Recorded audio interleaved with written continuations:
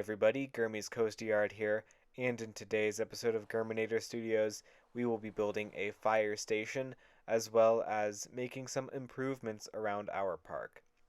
Now, to start, we are going to build the fire station, and I had the idea to build this because um, having worked at Cedar Point with their safety department, of course, Cedar Point has their own fire department, albeit not anything enormous. It's not like they have ladder trucks or anything, um, but it is something that the park has, and it got me thinking.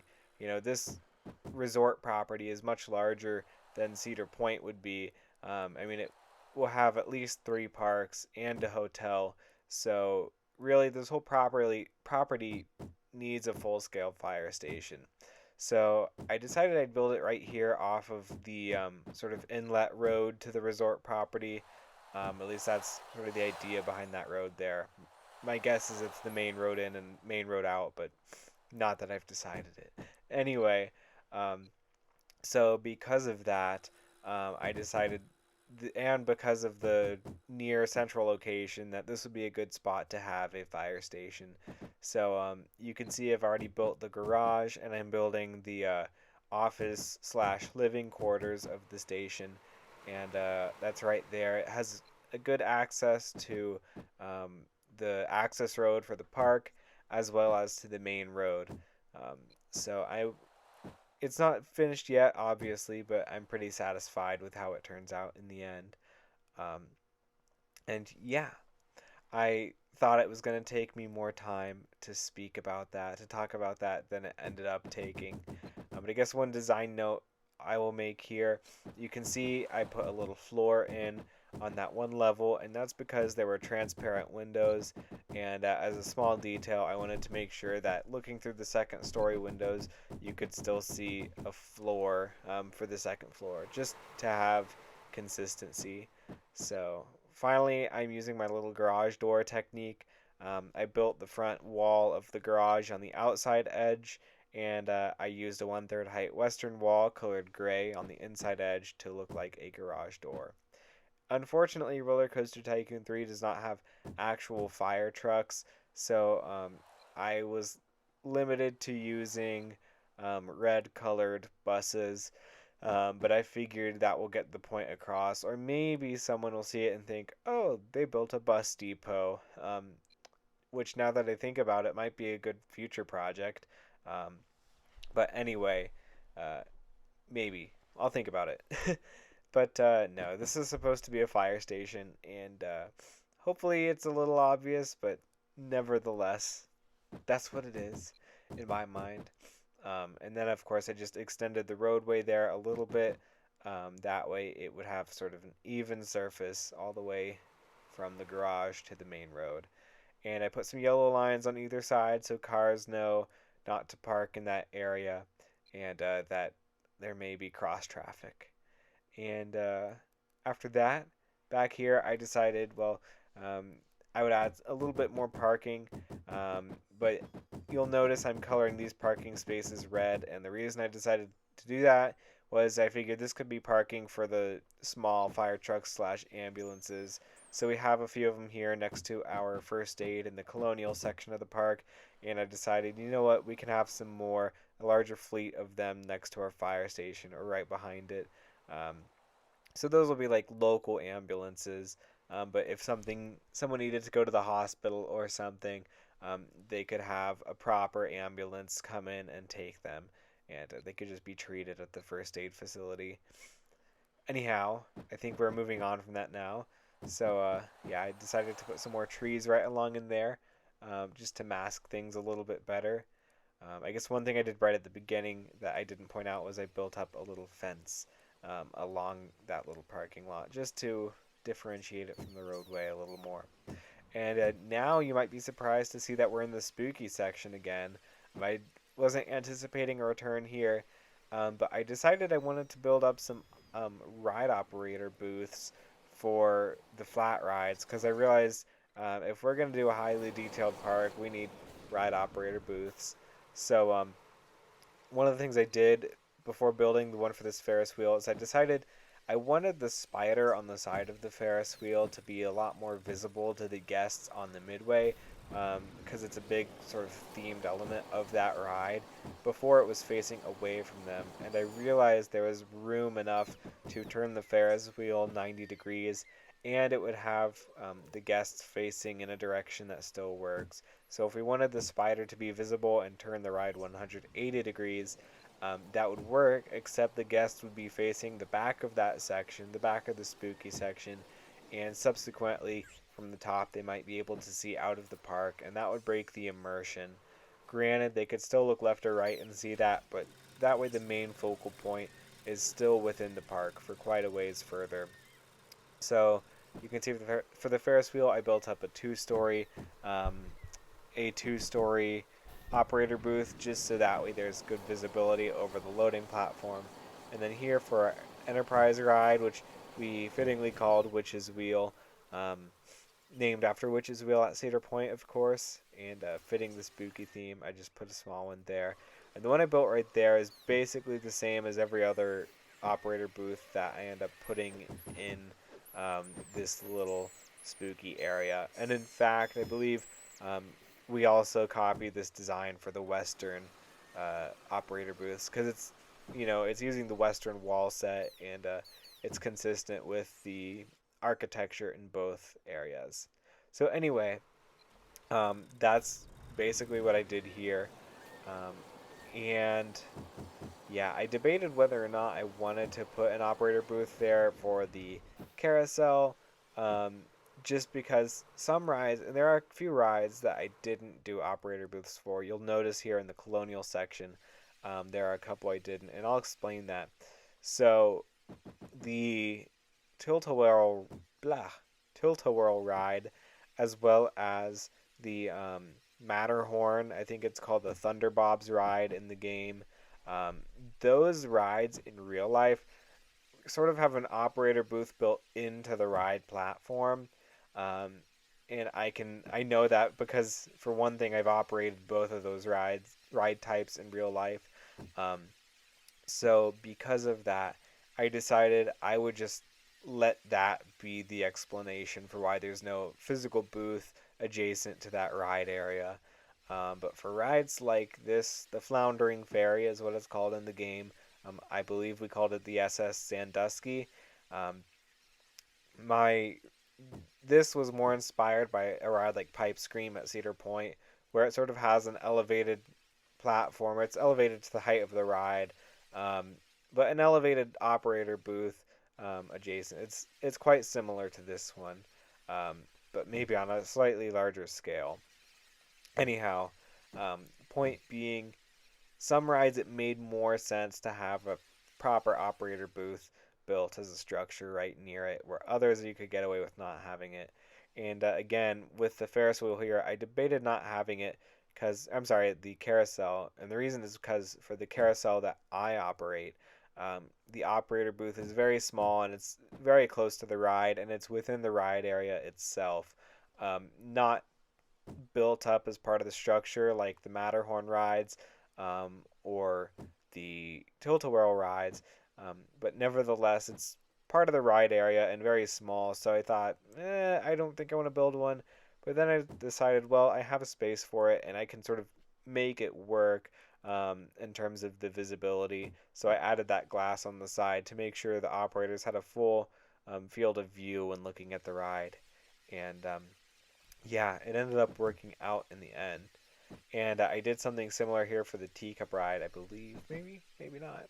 Um, Maybe I think for this one I decided that they had enough visibility. Actually, no, that's right. This one is an open operator booth, so not enclosed, no doorway.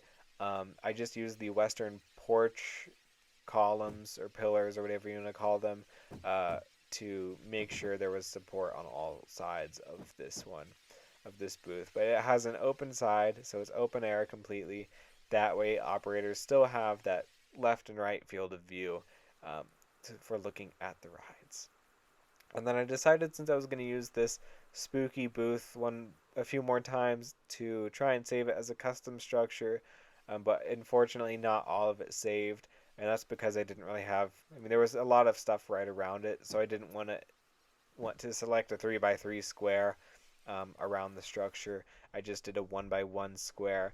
And when you don't select um, a when you don't select a border around a structure when you're saving it, unfortunately, that can cause issues um, with what gets saved and what doesn't get saved, and sometimes it'll result in not having a full structure.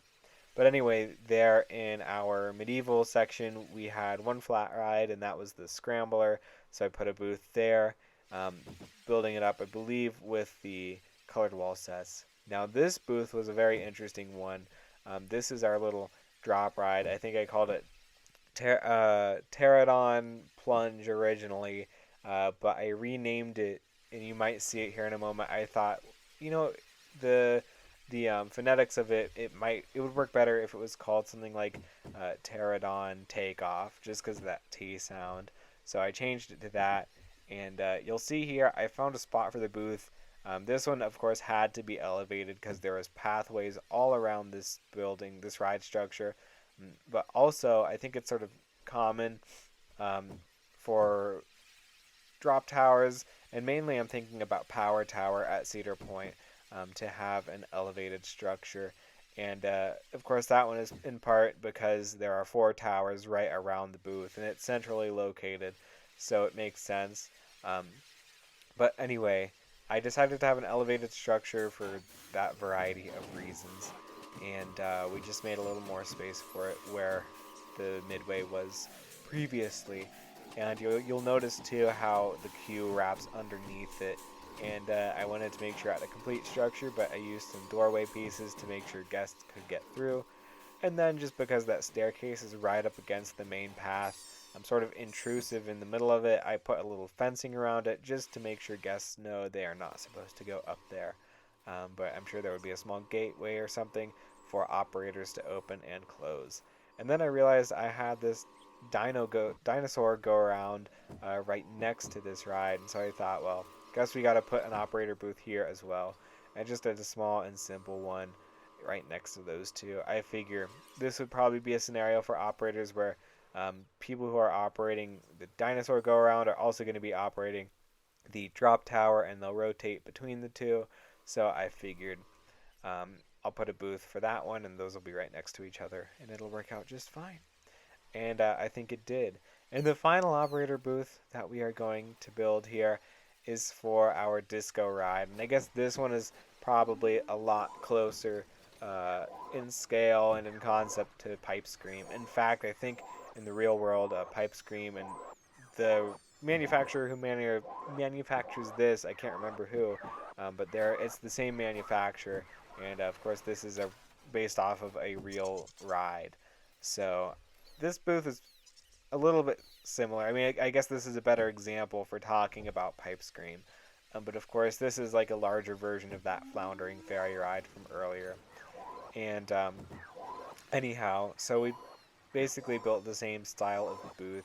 And one thing I'll point out too is right under that there is a little room with a doorway, and my idea was that might be like the electrical room for the ride, right underneath that booth. But anyhow, moving on, I decided that some of my buildings needed doors that didn't have them, mainly the gift shops, and I think that might have been the only one. But you can see me going through here and making sure all the gift shops and restaurants have doors on the sides. And the restrooms I like to leave open because I like to have a little more free flowing. And I think you'll find that in real amusement parks, the restrooms tend to be open doors, at least at like Cedar Point. I remember a lot of them are just open and they just have a little privacy wall before you get into them. So that was sort of my inspiration there, and that's was why I had that decision to keep the restrooms open and not have little doorways. Anyhow, here I was investigating the mine drop ride to see if there was any space for an operator booth, but alas, there was none. And now we are all done with that for the time being. We've caught up with all of the flat rides, and now we're moving on to putting some more trees around the wooden roller coaster. And I decided to get rid of that little encampment there with the Native American set pieces. Mainly because the ride goes by there so fast and it's so elevated. I figured there just wouldn't be enough time to see it, and I think it would make a little more sense to just have some more trees along here. So that's why I decided to do that. And I think it works a little bit better, and it makes the ride feel a little bit more secluded when you're on it, and you don't really find yourself back at the main Western Midway until right there, right when you come out of those trees. And you'll notice about some medium trees on top of the little tunnel there, just to sort of sell the illusion of being in a forest just for a little bit longer. Um, and yeah. Anyhow, I was gonna say moving on, but I know we don't move on for this for a little while longer. This occupies, I don't want to say most of the rest of the video, um, but the next minute or two. So one thing I wanted to do, since there's trees there and there's not a lot of light reaching the ground, I wanted to have more dirt on the ground and less grass. So you can see me there where I was painting that in, and then putting some trees there in that final little turnaround, um, just to make it a little more filled out, that space. Um, yeah. What next? What next? Yes. So I realized that this black wall was visible from the corkscrew ride we built several episodes ago, and I decided I would just make the exterior portion of that a go away green color. This isn't a perfect fix, but it'll make it a little more masked from that wall, for anyone who might be looking to the right when they're on that lift hill. Um, just because that is sort of close and highly visible from that ride, I thought it would make sense to do. And just putting a little wall in here, just to, I deleted that a little bit ago, but I realized it kind of added some symmetry to that tunnel entrance there, so I decided to add a wall back there. And finally, I'm elevating some pathway here. And when you have a dense forest like this, if you elevate the terrain in the middle of it, it can sort of create the illusion of density to the forest, by having the trees that are further back more elevated. Um, it really just brings out the density, and it can also help to mask things that are behind the trees, because of that elevated terrain. So if you can do that, it's a good technique, and I'm glad I thought to do it here. I think it definitely helped and added to that secluded feel of the wooden coaster, especially in those deep areas. And I do include a POV of the wooden coaster at the end of this video, so hopefully you can see that and agree with me. But if you don't agree, that's fine. Just tell me in the comments, and I'll see what I can do about it. And finally, this is something I've been meaning to get to for a very, very long time.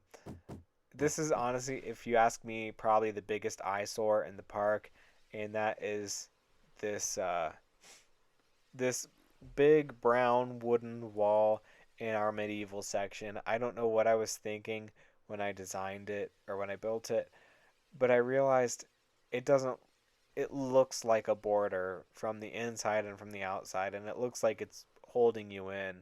And of course, amusement parks and theme parks need borders, but they can't look like that, especially when you're in a themed environment. And since this is supposed to be like in the middle of the Black Forest, um, I realized it needed a change. And I've been thinking about this for probably like 20 or so episodes, um, just knowing that I wanted to change this, and I finally do. So I went with the same border that we had for our spooky section of the park, as you saw briefly when I started to build it up, and as you'll see here. Um, just went with a darker go away green color, and I think this works a lot better in the end, and you'll be able to see it too as it sort of gets built up. Um, but having that darker color, especially behind the sugar pines, um, I think it just really helps to sort of soften the border of this world. And when I say soften, I mean you see the sugar pines and you see that dark green color repeated behind them. And I mean, if you're looking at it and you're looking for it, you'll see, okay, yeah, that is a border wall. But the idea is that when you're not looking for it, well, in the style of go away green, it'll go away. Basically, that darker color will just sort of be like a continuation of the forest, and because it's dark green, it will also, I mean, it'll feel like, if you're in a real forest and you're looking into the distance, eventually the trees sort of blend together, and it does become just a dark blended green like that, and that is sort of what I was going for. So that's what I built up along here, and I'm glad I finally got around to this because I think it just works a lot better in the end, um, and it certainly looks a lot better than that giant brown wall. I just don't know what was going on in my mind when I built that up. Um, and that is basically everything I do in this episode. I did a couple more small changes off camera after I finished recording this. Mainly, I adjusted the little parking space that's just off screen to the right, and you'll see it here in a moment when we build up the walls. I just adjusted some of the handicap spaces and added some more along the other edge, which you can't really see right now. And yeah, I think that's basically it. Um, but it's not it because the footage is still rolling. So yeah, we're at that point, I guess. Um, but I guess, oh, I don't know. You know? Well, I don't know. How would you know? Okay, so yeah, I guess the last thing is adding those couple of doors along there, just where they were before, and adding some more trees just to make the to mask it a little more. And I got rid of some of those small green bushes along there too, where they were kind of hard to see, and added in some trees. And I really think that helps to soften that edge to that land. But that's gonna do it for today's episode. Here's the POV as promised. I hope you guys have a great rest of your day, and I will see you all in the next episode. Goodbye.